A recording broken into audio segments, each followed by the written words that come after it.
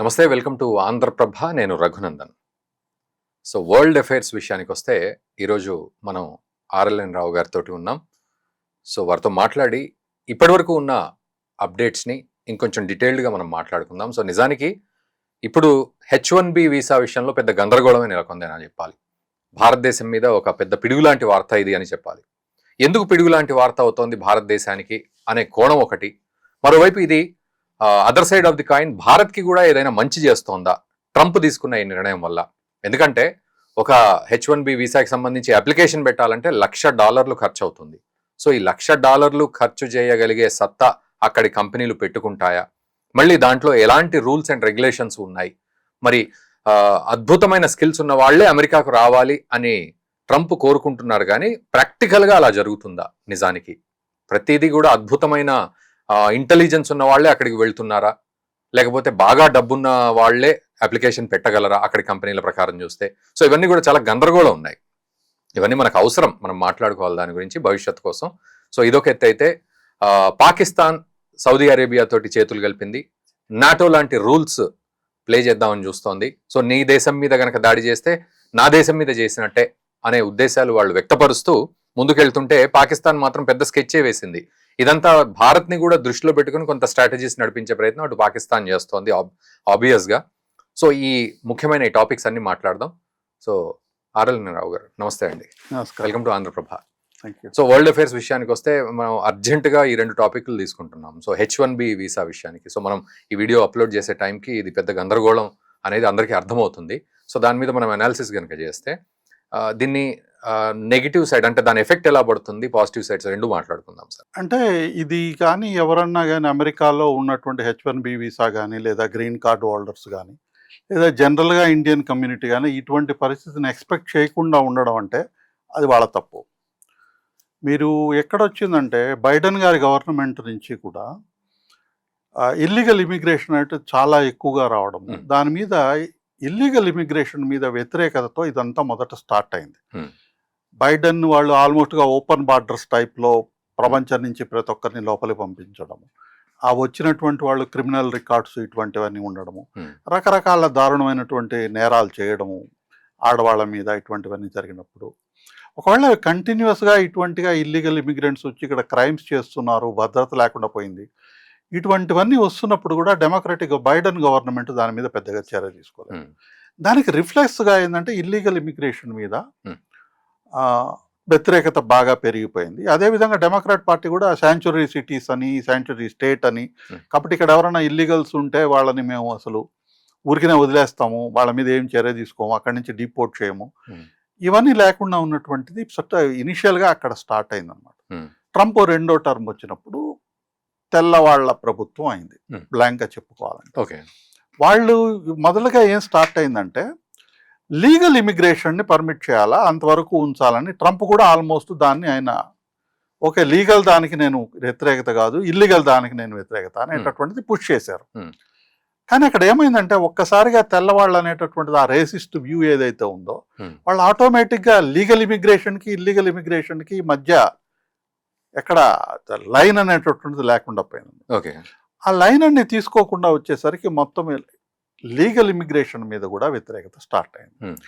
ఆ legal immigration అనేటటువంటిది ఏమైందంటే మీకు ఖచ్చితంగా ఒక వ్యూ ఎలా వచ్చిందంటే, అమెరికాలో తెల్లవాళ్ళకి ఉద్యోగాలు ఉన్నా కానీ ఇండియన్ వాళ్ళని తీసుకొని వచ్చేసేసి వాళ్లకు ఉద్యోగాలు ఇప్పిస్తున్నారు.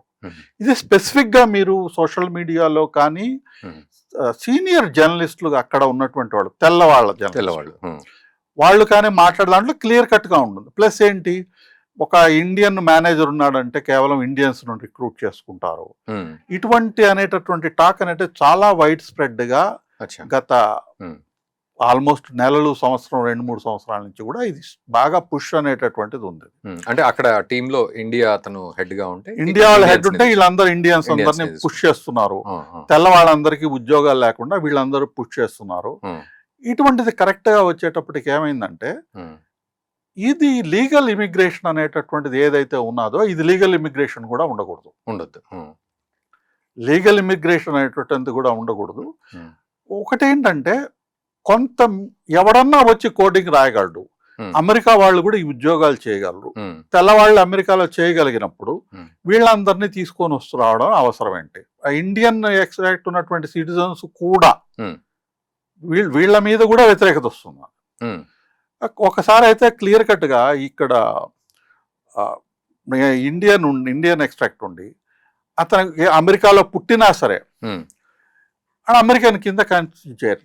ఉమ్, నేను యాక్చువల్గా క్లియర్ కట్గా ఒక white opinion maker okay clear కట్గా వివేక్ రామస్వామి గురించి ఇంటర్వ్యూ ఉంటే వివేక్ రామస్వామి మనకి ప్రెసిడెంటల్ క్యాండిడేట్ అవును. కూడా ఉన్నాడు. అతనితో డైరెక్ట్గా చెప్పాడు, I will not accept you as an American um, అవునవును. Because you are from India. Indian back. Um, so ఉన్నది. రెండోది ఏంటంటే వైట్ క్రిస్టియన్స్ ఉమ్, ఇది మాత్రమే అమెరికన్ ఉన్నారు. మీరు వైట్ క్రిస్టియన్స్ కాకుండా ఉన్నట్టయితే you are not a American. Um, ఇది అనేటటువంటిది అమెరికన్లో ఇప్పుడున్నటువంటి ఏదైతే పవర్లో ఉన్నటువంటి రిపబ్లికన్ పార్టీ రిపబ్లికన్ పార్టీలో మ్యాగా అని ఏం చెప్పుకుంటున్నామో వీళ్ళు ఎక్కడ స్టార్ట్ అయింది ఇల్లీగల్ ఇమిగ్రేషన్ మీద స్టార్ట్ అయినటువంటిది ఇది క్లియర్ కట్గా ఒక రేసిస్ట్ ఓపెన్ ఇదైతే తీసుకున్నది. ఉమ్, ఇది ఖచ్చితంగా వాళ్ళు మాట్లాడే పద్ధతి కానీ లేదా మొన్న బ్రాహ్మణులని ఇటువంటి పద్ధతులు మాట్లాడే ఉన్నాయి చూసారా. ఉమ్, ఇప్పుడు వాళ్ళకి ఈవెన్ వివేక్ రామస్వామి కూడా ఇండియన్ వాళ్ళు పిల్లల్ని చదువు మీద ఎక్కువ చేపిస్తారు, మనం పిల్లల్ని అటు చేయాలి అటువంటి విధంగా కొంత మాట్లాడాడు. ఉమ్, అతనికి మీద కూడా చాలా తీవ్రమైన వ్యతిరేకత వచ్చింది. ఉమ్, ఇక్కడ ఏంటంటే తెల్లవాళ్ళు ఇండియన్స్ కానీ చైనీస్ కానీ మనకంటే బెటరు అన్నటువంటిది బేసిక్గా యాక్సెప్ట్ చేయలేరు. అమెరికాలో యాక్సెప్ట్ చేయలేరు, యూకేలో యాక్సెప్ట్ చేయలేరు, ఎక్కడ యాక్సెప్ట్ చేయలేరు. ఉమ్, ప్లస్ మేడ్గా ఇండియన్ అంటే హిందూస్ ఉన్నారు కాబట్టి ఉమ్, ఈ క్రిస్టియన్స్ ఉన్న నాన్ క్రిస్టియన్ ఫెయిత్ పర్టికులర్గా నాన్ అబ్రహామిక్ ఫెయిత్ మీద ఉన్నటువంటి Okay. జనరల్ హేట్రెడ్ ఏదైతే ఉందో డెవిల్ వర్షిప్పర్స్ ఇటువంటివన్నీ మీరు చూసినట్టయితే సోషల్ మీడియాలో క్లియర్ కట్ గా కనిపిస్తాయి. ఉమ్, ఉమ్. ఇవన్నీ వస్తాయి. బట్ ఇది ఇంతకాలం లేదు కదా, ఇప్పుడు సడన్ గా ఎందుకు అంత రైజ్ లో ఉన్నాయి? అంటే ఉమ్, ఎప్పుడైతే మీకు ఆర్థికంగా పేదరికం ఇటువంటివన్నీ ఆర్థికంగా అమెరికాలో కామన్ వైట్ పీపుల్ ఎంత సఫర్ అవుతున్నారు అన్నటువంటిది పబ్లిక్ గా ఉమ్. మొత్తం ప్రపంచానికి తెలియదు. అంటే ఒకవేళ అటు యాంగిల్లో కనుక చూసినట్లయితే ఇప్పుడు ట్రంప్ ఈ రోజు చేస్తున్న ఈ పనులన్నీ కూడా తన వైపు నుంచి సమర్థించుకోగలిగే పరిస్థితే ఉందా అమెరికన్స్ కి? అండ్ అమెరికన్స్ ఆయన ఓటర్స్ ఖచ్చితంగా సమర్థిస్తారు. ఉమ్, ఆయన ఓటర్స్ లో ఎక్కువ శాతం ఏదర్ డైరెక్ట్ గా కానీ ఇండైరెక్ట్ గా కానీ ఆరోపణ ఏంటంటే వీళ్ళంతా రేసిస్ట్ మైండ్ సెట్ ఉన్నవాళ్ళు. ఉమ్, ఓకే.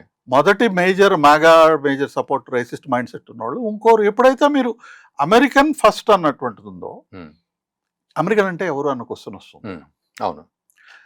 లీగల్ గా అమెరికాలో పుట్టినటువంటి వాళ్ళందరూ అమెరికన్సా? ఉమ్, నెక్స్ట్ అక్కడ మళ్ళీకి వస్తుంది ఆ, క్రిస్టియన్స్ కానోళ్ళు అమెరికన్సా? అమెరికన్సా ఈ నేటివ్? ప్రశ్నలు ఉన్నటువంటి వాళ్ళు కాబట్టి ఉమ్, ఇండియన్ అమెరికన్స్ ఉన్నటువంటి పెద్ద వీక్నెస్ నేను గమనించింది ఏంటంటే మనం పొలిటికల్ గా యాక్టివ్ కాదు. మనకున్న పర్సంటేజ్ ఉమ్, మనకున్నటువంటి ఎకనామిక్ స్ట్రెంత్కి పర్సంటేజ్కి మనమే క్యాస్ట్ బేస్డ్ ఆర్గనైజేషన్స్ దగ్గర నుంచి అన్ని పెట్టుకొని కొట్టుకొని వస్తున్నప్పుడు అవును. యూనిటీ లేదు, ఏమి లేదు. ఉమ్, కాబట్టి మనకు పొలిటికల్ పవర్ అంటూ ఏమి లేదు, మనకు పొలిటికల్ ప్యాక్స్ ఏమి లేవు, ఏమీ లేవు. Okay, will come to the point. ఇప్పుడు $1,00,000 అని అన్నారు, అంటే ఏంటి ఆ $1,00,000 ఎవరికి పే చేస్తున్నారు? H1B బేసిక్ గా కంపెనీ వాళ్ళు బయట నుంచి తీసుకురావాలంటే గవర్నమెంట్కి ఇచ్చుకోవాలి. $1,00,000. అది ఇచ్చుకొని ఒక ఏప్రిల్ స్టేజ్ లో ఇచ్చుకోవాలి. Hmm. దీనివల్ల ఏమవుతుందంటే బాగా క్వాలిఫికేషన్ చాలా ఎక్కువ ఉండి Hmm. వాళ్ళని తప్పనిసరిగా మాకు అవసరము ఇక్కడ ఉండడం, Hmm. అంటే అమెరికాలో ఉండడం అటువంటి వాళ్ళకి కడతారు కానీ మిగతా వాళ్ళందరికీ ఎక్కడ కట్టలేరు. కాబట్టి ఆ ఉద్యోగాలన్నీ కొంత తగ్గుతాయి. ఉమ్, ఇంకోటి కూడా ఏమవుతుందంటే ఒకసారి ఈ ఫ్లో వచ్చిన తర్వాత ఎవరన్నా మిగులున్న వాళ్ళ మీద కూడా ఉమ్. ఇటువంటి ఫీలింగ్ అనేటువంటి జనరల్ గా పబ్లిక్ లో వచ్చేటటువంటి అవకాశం ఉంది. అంటే ఆల్రెడీ అక్కడ చేసే వాళ్ళ మీద, అక్కడ వాళ్ళు చేసే వాళ్ళ మీద, సిటిజన్స్ గా అయినటువంటి ఇండియన్స్ మీద, అన్నిటి మీద స్ప్రెడ్ అవుతుంది ఇది. మీకు రష్యా మీద ఉన్నటువంటి హేట్రెడ్ గత 10 సంవత్సరాలుగా వీళ్ళు పాపప్ చేసినప్పుడు, బట్ జనరల్ గా రష్యా మీద ఏదైతే హేట్రెడ్ అనేటటువంటిది ఇంక్రీజ్ చేశారో ఈరోజు రష్యన్స్ మీద అదే విధంగా హేట్రెడ్ ఉంది. ఇప్పుడు ఇండియన్స్ మీద అటువంటి హేట్రెడ్ అనేటటువంటిది అయితే point. ఇంటెలెక్చువల్ పీపులే రావాలి అని అటు సైడ్ నుంచి డొనాల్డ్ ట్రంప్ చెప్పడం, ఇంటెలెక్చువల్ వాళ్ళే రావడం అనేది అది మొదట్లో చెప్పాడు. ఇప్పుడు అంటలేదుగా ఎక్కువ. అంటే దాన్ని డీకోడ్ చేస్తే ఏం జరుగుతుంది? అది ఇప్పుడు ఇంటెలెక్చువల్ హైలీ క్వాలిఫైడ్ వాళ్ళు రావాలా, వాళ్ళకి నేను తీసుకొస్తానని ఇనిషియల్ గా అన్నాడు. I'm not against. ఇప్పుడు ఏమంటున్నారంటే H1B వీసా సిస్టమే యూ గేమ్డ్ ద సిస్టమ్. మీరు ఆ సిస్టమ్ ని చీట్ చేయడం ఎట్లా తెలుసుకున్నారు, దాని ప్రకారంగా చీట్ చేస్తున్నాను అన్నట్టు. It is very easy. ఎందుకంటే నేను అందరికంటే గొప్పవాడిని, తెల్లోడిని కాబట్టి. ఓకే, మరి నాకంటే వాడు ఎక్కువ జీతం తెచ్చుకుంటున్నాడు. అవును. లాజిక్ ఫాలోస్ దట్ వాడు మోసం చేస్తున్నాడు. అవును సార్. ఇప్పుడు పిల్లవాడికి ఎక్కువ పే చేయాలి. వాడు రాత్రిళ్ళు పని చేయడు. పంక్చువాలిటీ ఉంటది వాడికి. మనకేమో కొంచెం ఎక్కువ కావాలి వర్కు. ఇట్లాంటి సందర్భాలు ఇండియా నుంచి చీప్‌గా వస్తున్నారు. చైనా నుంచి చీప్‌గా వస్తున్నారు. ఇంకెక్కడి నుంచో వస్తున్నారు. అక్కడనే కదా స్టార్ట్ అయింది. ఆ. ఆ! మరి ఇప్పుడు మళ్ళీ ఇది కాదు సిద్ధాంతం అనంటే మీనింగ్ ఏంటి? ఇది కాదు సిద్ధాంతం అంటే, ఆ! వచ్చినటువంటి వాళ్ళు కూలీలుగా ఉన్నంత వరకు వాళ్ళు మనకు శత్రువులు కాదు. మనతో సమానంగా ఉంటే, ఆ! అది. మనకన్నా ఎక్కువ ఉంటే హ్మ్. ఇప్పుడు హ్మ్. ప్రమాదం అవుతుంది. హ్మ్. సో, ఆ స్టేజ్‌కి ప్లస్ వచ్చాం మనం. ప్లస్ ఆ! యెస్. హ్మ్. మనది one of the most successful education level గాని, ఇన్‌కమ్ లెవెల్స్ గాని, హ్మ్. ఇండియన్ అమెరికన్స్ చాలా సక్సెస్‌ఫుల్ కమ్యూనిటీ. హ్మ్. చాలా లా అబైడింగ్ కమ్యూనిటీ, చాలా పీస్‌ఫుల్ కమ్యూనిటీ, హ్మ్. ఎటువంటి కాంట్రోవర్సీస్‌కి వెళ్ళనటువంటి కమ్యూనిటీ. హ్మ్. ఒక మోడల్ ఇమిగ్రెంట్ కమ్యూనిటీ అంటే ఇండియన్ ఇండియన్. American community. కానీ ఇప్పుడు మోడల్ ఇమిగ్రెంట్సే అక్కర్లేదన్నప్పుడు మోడల్ ఇమిగ్రెంట్ కంట్రీస్ అనే వాళ్ళకి ఇంకా వ్యతిరేకత ఎక్కువ అవుతుంది. ఇప్పుడు కంపెనీలు ఏం చేస్తాయి సార్? మరి $1,00,000 పే చేయడం అనేది కంపెనీకి ఈజీయా? ప్రతి అంటే సంవత్సరం అంటున్నారు కదా ప్రతి మీరు? సంవత్సరం, ఆ ప్రతి మనిషి మీదనా? సంవత్సరం ఉన్నటువంటిది. రెండోది ఏందంటే, ఒకవేళ కంపెనీలు ఇది చేసుకున్నా గానీ, సొసైటీలో మనం అక్కడ వీళ్ళు ఉండగలరా? అంటే ఆ! కాలిఫోర్నియా లాంటి దగ్గరలో ఉండొచ్చు. ఓకే. ఎందుకంటే అది ఎక్స్‌ట్రీమ్ లెఫ్ట్ వింగు గవర్నమెంట్ ఉన్నటువంటి ప్లేస్. కానీ మిగతా హ్మ్. ప్లేస్‌లో ఫ్లారిడా లాంటి ప్లేస్‌లో కూడా కొంత హ్మ్. కష్టం కావచ్చు. కాబట్టి బేసికల్‌గా ఇండియాకి రీలొకేట్ అవ్వడం.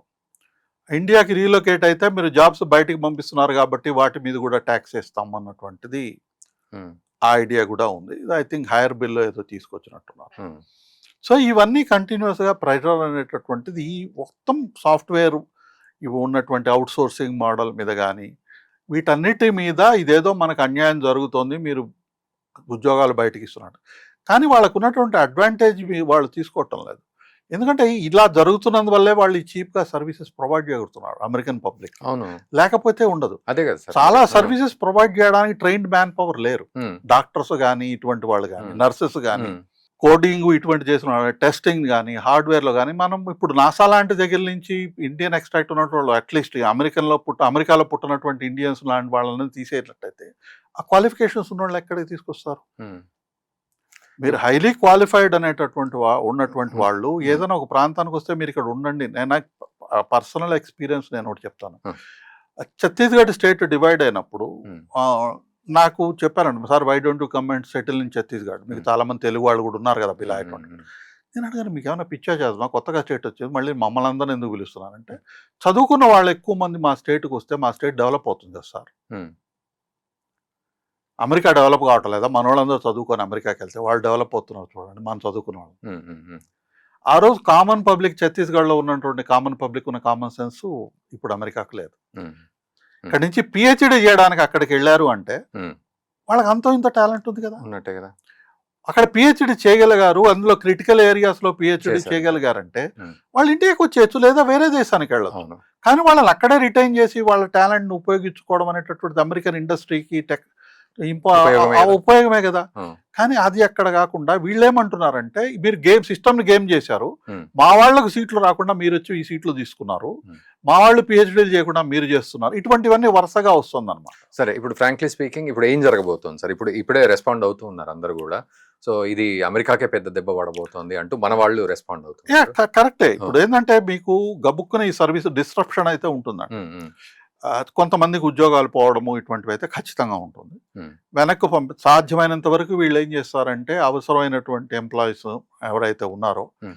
వాళ్ళందరిని రీలొకేట్ చేసేస్తారు. ఓకే. రీలొకేట్ చేసినప్పుడు మళ్ళీ ఇక్కడి నుంచి సర్వీసెస్ ప్రొవైడ్ అవుతాయి. అంటే ఇక్కడ సర్వీస్ ప్రొవైడ్ హైర్ బిల్ ఇక్కడ ఒకటి నుంచి మీకు కట్టేసుకుంటారా? హ్మ్. ఇప్పుడున్నటువంటి నార్మల్‌గానే ఇక్కడ ఔట్‌సోర్సింగ్ మొత్తం దగ్గర నుంచి ఇక్కడ నుంచి సర్వీసెస్ ప్రొవైడ్ చేస్తారు. హ్మ్.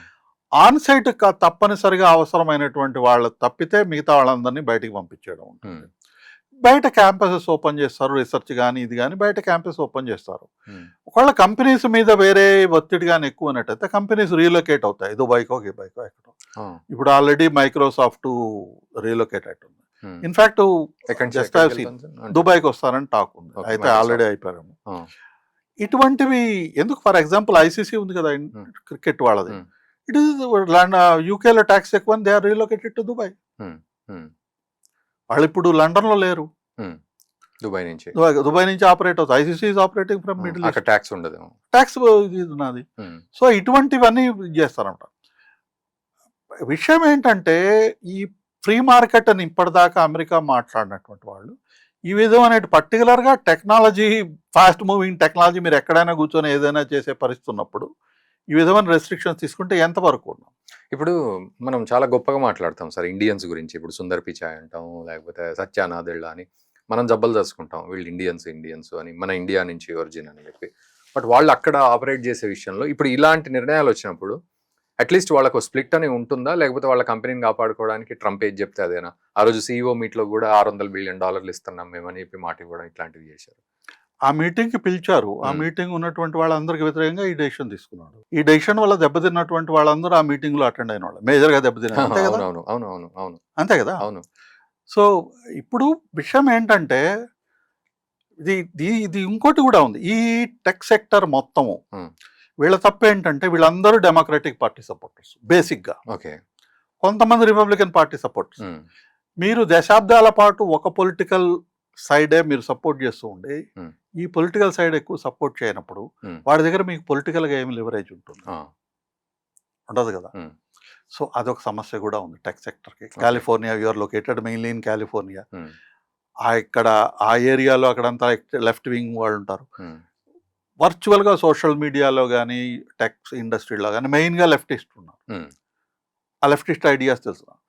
అది ఆల్రెడీ రిపబ్లికన్ పార్టీకి పెద్ద వాళ్ళకి వాళ్ళ నుంచి పెద్ద అభిప్రాయం లేదు, ఏమీ లేదు. You don't have a communication open channel open to them చాలా సంవత్సరాలుగా. మరి అది కూడా ఒక నెగటివ్ పాయింటే ప్రెస్ చేయాలంటే. ఓకే. ప్లస్ ఏంటంటే ఇప్పుడున్నటువంటి అగ్రెసివ్ పాస్చరింగ్ అటువంటి దాంట్లో who will bell the cat? నేను ఇందాక చెప్పాను కదా, వివేక రామస్వామి ఆ రోజు ఒక స్టేట్మెంట్ ఇచ్చాడని అతని మీద తీవ్రంగా ఇదయింది. ఈవెన్ ఇలాన్ మస్క్ లాంటి వాళ్ళు చెప్పారంటే నీకోసం నువ్వు చెప్తున్నావు అనేటటువంటిది కూడా చేశారు. ఎస్, అంటే వాళ్ళకి ఆప్షన్ ఉంది. ఇలాన్ మస్క్ ఉందో అంటే ఉందో లేదో మనం ఖచ్చితంగా చెప్పలేం, కానీ చాలా మందికి ఆప్షన్ ఉంది వేరే దగ్గర ఓపెన్ చేయడానికి. ఓకే. చాలా మందికి ఆప్షన్ ఉంది కంపెనీలు వేరే దగ్గర రీలొకేట్ కావడానికి. ఎవరైతే ఆప్షన్స్ ఉన్నాయో వాళ్ళు ఇప్పుడు మోస్ట్ ప్రాబ్లీ అవి ఎక్సర్సైజ్ తరలి వెళ్ళిపోవడానికి ప్రయత్నం చేస్తారు. లేదు ఇటువంటిది దీన్ని నాకు తెలిసి ఇప్పుడు 2 పోర్షన్స్ ఉన్నాయట. ఇమిగ్రేషన్ న్యాచురలైజేషన్ యాక్ట్ INA, దాంట్లో వీసా కోసం ఇది ఫీజు ఇటువంటివి చేశారు. ఈ ఫీజు కింద ఈ ఫీజు ఇంపోజ్ చేయడానికి అమెరికన్ ఎగ్జిక్యూటివ్కి అంటే అమెరికన్ ప్రెసిడెంట్కి పవర్ ఉందా లేదా అనేది ఒక్కసారి చెక్ చేయాలి. ఓకే. ఆ పవర్ కానీ ఉన్నట్టయితే వీసా ఫీజు ఎంత డిసైడ్ చేయడం అనేది బహుశా యాక్ట్లో ఉండకపోవచ్చు. అది అమెరికన్ కాంగ్రెస్, సెనెట్ అదేం చెప్పుండకపోవచ్చు. అది తగ్గుడు పెరుగుడు ఇవన్నీ ఉంటాయి. అది కానీ లేకుండా ఉన్నట్లయితే ఇతనికి ఎగ్జిక్యూటివ్ పవర్ ఉంటుంది కాబట్టి ఇతను చేయొచ్చు. ఒకవేళ అట్లా లేకుండా ఉన్నట్టయితే ఇది కొంత కోర్టుకు వెళ్ళే అవకాశం ఉంది. ఓకే. సో ఇప్పుడు అర్జెంటుగా మరి భారత్ నుంచి మనం ఏం ఆశించాలి? ఇట్లాంటి సిచ్యువేషన్లో ఏం చేయాలి? లాస్ట్ టైం మనం అనుకున్నట్టు కూడా మనము ఒక IT సర్వీసెస్ మనం ప్రొవైడ్ చేస్తున్నాం ప్రపంచంలో చాలా పెద్ద. ఆ మోడల్ని మనం రీఎగ్జామిన్ చేయాల్సి ఉంటుంది. ఓకే. మొదటిది ఏంటంటే మొదటి నుంచి కూడా వేజ్ ఆర్బిట్రేజ్లో మనం సంపాదిస్తున్న సంపాదన నుంచి హై ఎండ్కి సర్వీసెస్ ఇటువంటి వాటన్నిటికీ వెళ్లాల్సి వస్తుంది. అంటే ఏంటంటే ఇప్పుడు అమెరికాలో అమెరికన్ కంపెనీస్ ఏవి చేస్తున్నాయో అది మనం ఇక్కడి నుంచి మనం అదే చేయాలి. మనం ఇంకో అరకెల్లో మనం ఇటువంటి ఆ లెవెల్లో తయారు చేసి వాటిని ఇంప్లిమెంట్ చేసే దానిలో ఉండాలి. ఓకే. అది మొట్టమొదట అయితే అది తప్పనిసరిగా అవసరం అవుతుంది. Our own operating system, our own social media ఇవన్నీ మనం గ్రో చేస్తున్నాం.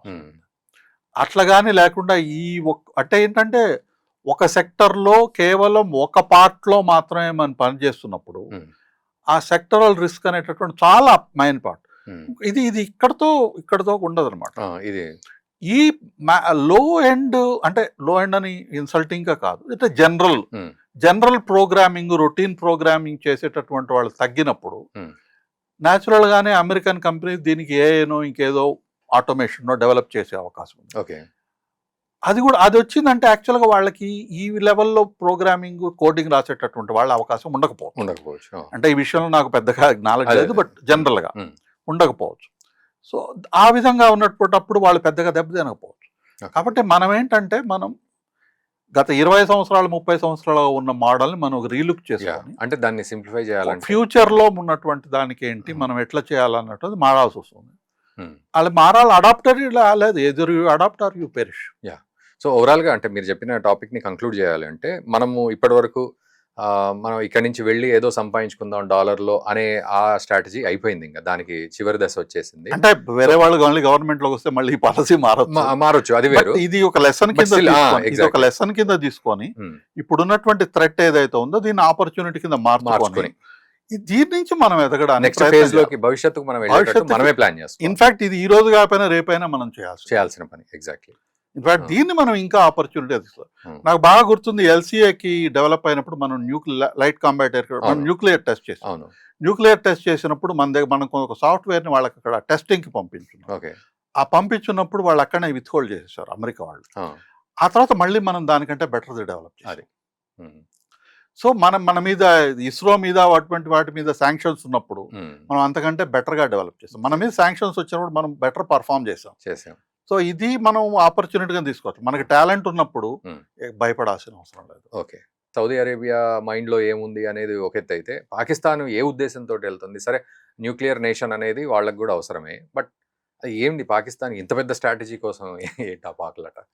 పాకిస్తాన్ స్ట్రాటజీ ఏం లేదండి. ఇప్పుడు ఇక్కడ మనము ఫండమెంటల్గా మనకు ఉన్నటువంటి జనరల్ అండర్స్టాండింగ్ మనము కొద్దిగా రీలుక్ చేసుకోవాల్సి ఉంటుంది. మొదటిది ఏంటంటే ఉమ్, పాకిస్తానీ న్యూక్లియర్ వెపన్స్ని largely funded by Saudi Arabia also. Hmm. బేసిక్గా Pakistan nuclear weapons indirectly owned by Saudi Arabia. Okay, కాబట్టి ఇదేదో పాకిస్తాన్కి సొంతంగా చెందినవంటే అదేం కాదు. Hmm. రెండోది ఏంటంటే ఇమీడియట్గా వీళ్ళకి సౌదీ అరేబియాలో పాకిస్తాన్ సైన్యాలు వెళ్తున్నాయంటే Hmm. చాలా కాలం కిందట కూడా ఉన్నాయి. ఇదేం కొత్త విషయం ఏం కాదు. ఉమ్, మీరు మన ఎంఈఏ స్టేట్మెంట్ చూసినట్లయితే ఇంతకు ముందు ఉన్నటువంటి దాన్నే ఫార్మలైజ్ చేశారు అన్నటువంటిది రాశాడు వాడు. ఓకే. జనరల్గా Hmm. I'm paraphrasing it, Hmm. రాశారు. అది అంతకు తప్పితే ఇంకోటి పాకిస్తాన్ ఒక దేశంగా ఎటువంటి దేశం అన్నటువంటిది Hmm. మనం ఖచ్చితంగా ఇచ్చేసుకోవాలి. పాకిస్తాన్ వాళ్ళు ప్రస్తుతానికి చెప్పబట్టుకొని అందరి దగ్గర తిరుగుతున్నారు. Hmm. మాకు కొంత భిక్ష వేయండి అవును. అనేటటువంటి టైప్లో. అది ఆ స్థితిలో ఉన్నప్పుడు ఎవరు డబ్బులు ఇస్తే వాళ్ళ దగ్గరికి వెళ్ళేటువంటి పరిస్థితి. సౌదీ అరేబియా పరిస్థితి ఏంటంటే యమన్ మీద నుంచి వాళ్ళ మీద అటాక్స్ జరుగుతున్నాయి. Hmm. ఇది కొన్ని సంవత్సరాలుగా జరుగుతున్నాయి. ఈవెన్ రియాద్ దాకా కూడా వాళ్ళు మిసైల్స్ వేశారు. Hmm. ప్లస్ షిప్పింగ్ మీద అటాక్స్ జరుగుతున్నాయి యమన్ నుంచి. Hmm. యమన్లో ఉన్నటువంటి షియా Hmm. ఫోర్సెస్ రీసెంట్గా కూడా వాళ్ళు ఇజ్రాయెల్ దాకా కూడా అటాక్ చేశారు. Hmm. దానికి రిటాలియేషన్గా about week back Yemeni prime మినిస్టర్ని కూడా ఇజ్రాయెల్ వాళ్ళు రిటాలియేట్లో చంపేశారు. Hmm.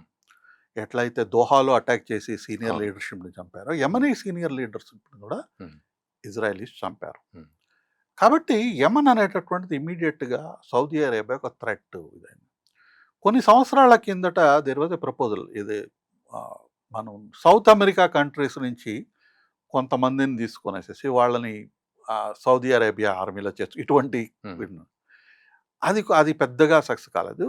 పాకిస్తాన్తో అడ్వాంటేజ్ ఏంటంటే పాకిస్తానీ ఆర్మీ ముస్లిం ఆర్మీ కాబట్టి వాళ్ళు అక్కడికి సౌదీ అరేబియాలో డిప్లాయ్ చేస్తే ఏదో క్రిస్టియన్ ఆర్మీ డిప్లాయ్ అయిందనేసి Hmm. ఒసామా బిన్ లాదెన్ మాట్లాడడం ఇవంతా ఉన్నది కదా. అవును. ఒసామా బిన్ లాదెన్ యొక్క మెయిన్ గ్రీవెన్స్ అదే. Hmm. You have the Christians తీసుకొచ్చి హోలీ సౌదీ అరేబియాలో పెట్టారనేసి. Hmm. కాబట్టి ఆ అబ్జెక్షన్ ఉండదు. ఓకే. రెండోది ఏంటంటే చీప్గా దొరుకుతారు. Hmm. బ్లంట్గా మాట్లాడాలి. మీరు ఖచ్చితంగా ఇది చాలా మంది నమ్మరు. కొంతమంది టెర్రరిస్టులకి ఐఎస్ఐ వాళ్ళే డబ్బులు తీసుకొని లొకేషన్ చెప్పి మన వాళ్ళకి చంపించే సందర్భాలు ఉన్నాయి. Hmm. డబ్బులు ఇస్తే వాళ్ళు ఏమైనా చేస్తారు. ఓకే. సో మీరు అంటే పాకిస్తానీ వాళ్ళు డబ్బులు ఇస్తే ఏమైనా చేసేటటువంటిది పరిస్థితిలో ఉన్నప్పుడు Hmm. వాళ్ళకి ఈ డబ్బులు ఇస్తున్నాయి. ఇప్పుడు Hmm. $6 బిలియన్ లోన్ వస్తుంది. ప్లస్ వాళ్ళకి జీతాలు వస్తున్నాయి. 35,000 దిరమో ఏదో ఇస్తున్నారు. Hmm. 3500 dirham. Hmm. So somewhere around 87 millions ఎంతో. మరి వాళ్ళని ఇక్కడికి తీసుకొచ్చి ఇక్కడ ట్రైనింగ్ కూడా ఇస్తున్నారు. సంథింగ్ ఇక్కడ నుంచి వాళ్ళు వెళ్ళి ట్రైనింగ్ ఇవ్వడం. సౌదీ అరేబియాలో సౌదీ అరేబియా మిలిటరీ ట్రైనింగ్ ఇవ్వడము, ఆ సౌదీ అరేబియా మిలిటరీ యుద్ధం చేయడము, ఇవన్నీ మనం కొంత మర్చిపోతే బెటర్. అంతే. బంగ్లాదేశ్ సౌదీ అరేబియా యుద్ధాలు చేసేటట్టయితే చిన్నపిల్లలు యోగా చేసినట్టుంటుందా? అంతే అంతే. ఎందుకంటే ఇది లేదు ప్రస్తుతానికి. వీళ్ళు అరబ్స్ ఈ విధంగా యుద్ధం చేసేటట్టే అంత పరిస్థితి ఉన్నట్టయితే ఇజ్రాయెల్ భూమి మీద ఉండదు కదా. అవును. అవును. అందరూ కలిసి ఇజ్రాయెల్ ఇజ్రాయెల్ ఏర్పడినప్పుడు గనుక. చేరినప్పుడు ఏం చేయలేకపోయారు. అవును. పాపులేషన్ ఎంత, ఉమ్, ఫైనాన్షియల్ పవర్ ఎంత. ఉమ్, సో మీకు ఇంకోటి కూడా ఏంటంటే ఒక సొసైటీలో మిలిటరీ డెవలప్ చేసి మిలిటరీ లీడర్షిప్ డెవలప్ చేసి ఆ చేసేదానికి పాలకులకు ఎంత ఇంట్రెస్ట్ ఉండదు సౌదీ అరేబియా. ఎగ్జాక్ట్లీ. ముఖ్యంగా ఎందుకంటే సౌదీ, వాడొక జనరల్ అయ్యాడంటే మిమ్మల్ని పక్క పెట్టి వాడు ఆ. డిక్టేటర్ లేదు, అవుతాడు. వాళ్ళ ఫోకస్ ఎప్పుడు అట్లా లేదు కదా. అట్లా లేదు. ఉమ్, ఎవడన్నా లీడర్షిప్ ఉన్నటువంటి వాళ్ళే రాయల్ ఫ్యామిలీ బయట ఉన్నటువంటి వాడు పవర్ఫుల్ అవ్వడం అనేటటువంటిది ఉమ్. అరబ్ సొసైటీస్ లో ఎంకరేజ్ చేయాలి. ఎంకరేజ్ వాడు ఒక జనరల్ అయ్యి వాడు పవర్ఫుల్ అయ్యాడు అనుకోండి, వాడు మిమ్మల్ని కాల్ చేసి మీరు అవును. ఇదవుతారు. అవును. సో సౌదీ అరేబియాలో అది ఉండదు. బేసిక్గా ఏంటంటే ఈ షియా మలేషియాతో వారు చేయడం కోసం 25,000 మెర్సనరీస్ని తీసుకున్నారు. Hmm. ఆ మెర్సనరీస్ని పంపించిన అండర్స్టాండింగ్ కోసం $6 బిలియన్ లోన్ ఇచ్చారు. అది కూడా లోను ప్లస్ వాళ్ళకి జీతాల్లాగా డబ్బులు ఇస్తున్నారు. ఇంతవరకే. ఈ ఆర్టికల్ 5 టైప్లో మనకి ఏదో ట్రీటీ వచ్చిందంటే ఈ ట్రీటీ అనేటటువంటిది ఉంది, పేపర్ మీద ఉంటుంది అంతే. ఈ ట్రీటీ ఇది చేసుకుంటున్నాము అనేసి మనకి ఇండియాకి ముందరే వాళ్ళు బ్రీఫ్ చేశారని మన ఇండియన్ మీడియాలో కూడా వచ్చింది. ఓకే. అట్లా చేయకుండా ఉండే ప్రశ్న లేదు. ఎందుకంటే ఇండియాతో తగాదా పెట్టుకోవడం అనేటువంటి సౌదీ అరేబియా పెద్ద ఇంట్రెస్ట్ లేదు. దానికి జనరల్గా ఇన్వెస్ట్మెంట్స్ చేస్తుంది మన దగ్గర. 2-3 కారణాలు. ఇప్పుడు మన రిలయన్స్ పెట్రోలియంలో కానీ, జామ్నగర్లో యూనిట్లో కానీ, లేదా మిగతా వాటిల్లో కానీ సబ్స్టాన్షియల్ సౌదీ అరేబియన్ ఇన్వెస్ట్మెంట్స్ ఉన్నాయి. అది మొదటి. రెండోది ఏంటంటే మనం ఆ గల్ఫ్లోంచి వాళ్ళు బయటికి రావాలంటే, ఆ పర్షియన్ గల్ఫ్లో నుంచి రావాలంటే కూడా మనం ఇండియన్ ఓషన్లో నుంచి మొత్తం మనం ఉన్నప్పుడు మనతో తగాదా పెట్టుకొని వాళ్ళ షిప్స్ ఎక్కడి నుంచి వెళ్తాయి. అది కూడా పాకిస్తాను వాళ్ళకి ఇంతకంటే ఇంకేం వాళ్ళకి ఏం లేదు కంట్రిబ్యూట్ చేసేటటువంటిది. కాబట్టి ఇది పెద్దగా ఉండదు. ఇంకోటి నేను ఇందాక చెప్పినట్టుగా న్యూక్లియర్ వెపన్స్ అనేటటువంటిది నేను ఆల్రెడీ చెప్పినట్టుగా they own nuclear weapons frankly speaking. 19 వరకు ఇప్పుడు ఏదో తీసుకున్నారు రీసెంట్గా అనేటటువంటిది. ప్లస్ మిసైల్ దీని గురించి కూడా వాళ్ళు మిసైల్స్ తీసుకున్నా కానీ బ్యాలిస్టిక్ మిసైల్స్ కూడా లిక్విడ్ ఫ్యూయల్ మిసైల్స్ వాళ్ళ దగ్గర 1998 నుంచి 90s నుంచి కూడా ఉన్నాయి. 2400 DF-3A ఏదో ఉండాలి వాళ్ళ దగ్గర. తర్వాత DF-21 అమెరికా, అది వీళ్ళు చైనా నుంచి కొన్నారు ఇల్లీగల్ రహస్యంగా. తర్వాత DF-21 కూడా కొన్నారు. ఇప్పుడు వాళ్ళు సొంత బ్యాలిస్టిక్ మిసైల్స్ మ్యానుఫ్యాక్చరింగ్ చేస్తున్నారు పాకిస్తాన్, సౌదీ అరేబియా. రియాద్ దగ్గర ఒక మిసైల్ మ్యానుఫ్యాక్చరింగ్ యూనిట్ ఉన్నట్టుగా రిపోర్ట్స్ ఉన్నాయి. ప్లస్ ఇప్పుడు పాకిస్తాన్కి వచ్చిన సమస్య ఇప్పుడు అది వాళ్ళు ఏంటంటే పాకిస్తాన్ ఎప్పుడు కూడా అసలు జాగ్రత్తగా నిలిచి ఆలోచించకుండా డబ్బులు కానీ ఉండడము, లేదా ఇండియా మీద యుద్ధం చేసేయడానికి ఏదో తొందరపడి ఏదో ఒకటి చేసేయడం మేము గెలిచేస్తామని ప్రతిసారి అట్లా షార్ట్ థింకింగ్ ఇప్పుడు ఈ ఆర్టికల్ 5 లాంటి అదే అన్నారు కదా, అది ఇప్పుడు అదే కమింగ్ టు దాట్. పాకిస్తాన్లో సిగ్నిఫికెంట్ షియా పాపులేషన్ ఉంది. పాకిస్తానీ ఆర్మీ వెళ్ళి సున్నీ సౌదీ అరేబియా నుంచి కోసం షియా మీద అక్కడ కొట్లాడుతుంది. పాకిస్తాన్ పక్కనే ఇంకో షియా కంట్రీ ఇరాన్ ఉంది. పాకిస్తాన్ ఆలోచించుకోవాలి కదా, ఇంటర్నల్ డిస్టర్బెన్స్ వస్తాయి. నీ neighbour Iran is biggest supporters of Houthis. మరి అటువంటిప్పుడు అది ఆలోచించుకోవాలి కదా. అది ఆలోచించుకోకుండా దొరికిందండి. ఒక విధంగా కొత్త అరబ్ లీగ్ తయారు చేద్దాము అనేటటువంటిది వినడానికి బాగానే ఉంటుందండి. ఎంతకాలం అంటే మొన్న దోహా మీద జరిగినటువంటి దాడి వల్ల సౌదీ అరేబియా కానీ మిగతావి కొంత డిస్టర్బ్ అయినటువంటి మాట నిజం. గాజా మీద ఉన్నటువంటి చర్యల మూలంగా అబ్రహామిక్ అకార్డ్స్ ఏవైతే ఉన్నాయో దాని నుంచి ప్రొసీడ్ కావడం కొంత కష్టం అవుతుంది. ట్రంప్ గారు చాలా ప్రయత్నం చేశారు ఆయన ఉన్నప్పుడు, ప్లస్ ఈవెన్ టోనీ బ్లింకన్ కూడా వీళ్ళు కూడా ప్రయత్నం చేశారు. ఇవి కష్టం అవుతుంది. రిలేషన్షిప్స్ ఇజ్రాయెల్ మధ్య అరబ్ కంట్రీస్ మధ్య ఇంప్రూవ్ చేసుకొనేసి రికగ్నిషన్ ట్రేడ్ ఇవన్నీ చేయడానికి ప్రయత్నం చేయడం జరుగుతున్నాయో, ఇజ్రాయెల్ యొక్క చర్యలు ఇప్పుడు గాజా మీద జరుగుతున్న దాని మీద తీవ్రమైనటువంటి వ్యతిరేకత ఉంది. రెండు అనిపిస్తున్నాయి సార్. ఒకటి, భారత్ లాంటి దేశాన్ని దృష్టిలో పెట్టుకుని పాకిస్తాన్ ఒక అడుగు ముందుకు వేసింది అని ఒకటి అనిపిస్తుంది.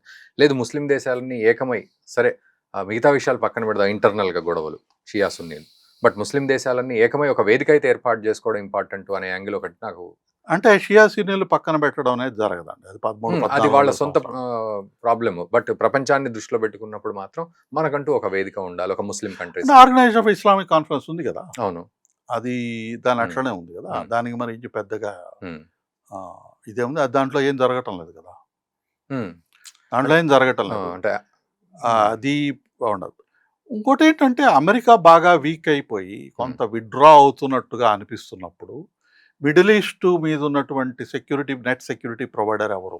ఓకే. ఎవరు సౌదీ అరేబియాకి సెక్యూరిటీ ఇస్తారు? జనరల్ అండర్‌స్టాండింగ్ ఏందంటే Saudi Arabia always under the American security umbrella. Um, అది కొంత వీక్ అయింది. హౌతీస్‌ని కంట్రోల్ చేయడం అనేది కష్టంగా ఉంది. అమెరికన్ వాళ్ళు 2 ఎయిర్‌క్రాఫ్ట్ క్యారియర్స్ పంపించి వాళ్ళ మీద బాంబ్ చేసినా గానీ పెద్దగా ఏం జరగలేదు. Okay.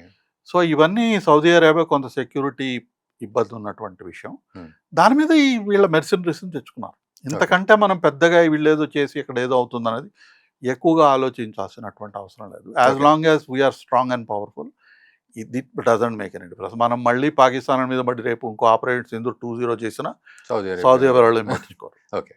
Right sir. Thank you very much. నమస్కారం.